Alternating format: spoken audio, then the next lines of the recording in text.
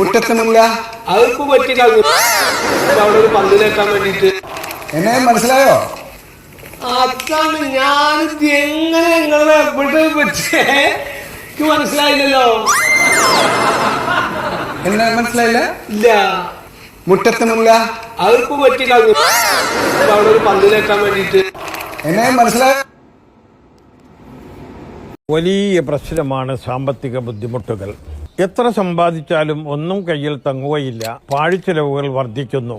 4 മടക്കിയ ചെറിയ വെള്ള പേപ്പറിൽ 156 രൂപ വെക്കുക.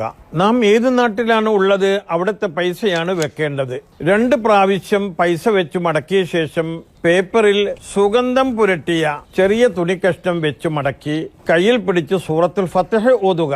പണം തടസ്സമില്ലാതെ വന്നുകൊണ്ടിരിക്കുന്നു എന്ന് മനസ്സിൽ കാണുകയും ഉറപ്പിക്കുകയും ചെയ്തുകൊണ്ട് സൂറത്തു യാസീൻ ഓതി സ്റ്റിക്കർ കൊണ്ട് പൊതിഞ്ഞ് പേഴ്സിൽ സൂക്ഷിക്കുക.